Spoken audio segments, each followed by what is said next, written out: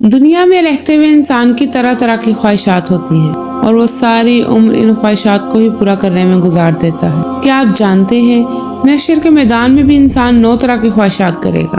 انسان کی 9 آرزوؤں کا ذکر قرآن کریم میں اللہ پاک نے واضح طور پر فرمایا ہے۔ سورہ نبا آیت نمبر 40 اللہ پاک فرماتا ہے، انسان کہے گا اے کاش آج کے دن میں مر کے مٹی ہوتا، اے کاش میں نے اپنی آخری زندگی کے لیے کچھ کیا ہوتا۔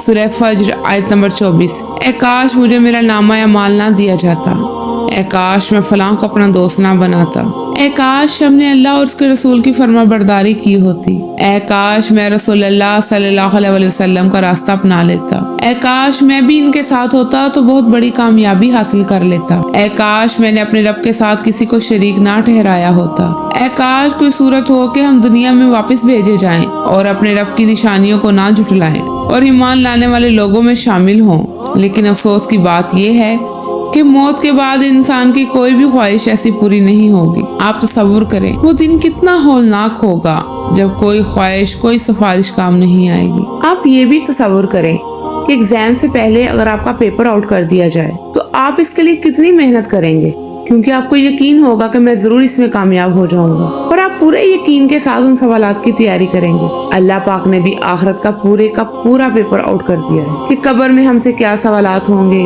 آخرت میں انسان کیا خواہشات کرے گا اور گناہوں کی کیا سزا ملے گی۔ تو اس کے باوجود بھی ہم اپنی آخرت کی فکر اور تیاری کیوں نہیں کرتے؟ کیا چیز ہے جو ہمیں ان سب کاموں سے روک رہی ہے سوائے دنیا داری کی؟ اور دنیا کے بارے میں اللہ پاک فرماتا ہے کہ یہ دنیا تو صرف دھوکے کا گھر ہے، مکڑی کا جالا ہے۔ دنیا بالکل عارضی اور مسافر خانہ ہے جسے ہم نے ایک نہ ایک دن تو چھوڑ کر جانا ہے، لیکن ہم انسان دنیا کو ہی سب کچھ سمجھ کر بیٹھ گئے ہیں۔ اور اگر ہماری آنکھیں موت کے بعد ہی کھلنی ہیں تو اس کا کیا فائدہ؟ آخرت کے فائدے کا راستہ تو نیک اعمال ہے جو ہم ساتھ لائے ہی نہیں، کیونکہ آخرت کی کرنسی تو نیک اعمال ہی ہے۔ نیک اعمال جو کرنے والے تھے وہ تو ہم دنیا میں ہی چھوڑ آئے، تو آخرت میں ہم کس امید سے جائیں گے؟ آپ نے کبھی ان باتوں پر غور کیا ہے؟ اللہ پاک کی ذات اس قدر مہربان ہے کہ اس نے نہ صرف پیپر آؤٹ کر دیا ہے بلکہ ایک CCTV کیمرے کی طرح آپ کو آپ کا فیوچر بھی دکھا دیا ہے کہ اگر دنیا میں رہ کر اللہ کے احکامات پر نہ چلیں گے تو اس کا انجام کیا ہوگا، یہاں تک کہ آخرت میں ہماری خواہشات کیا ہوں گی۔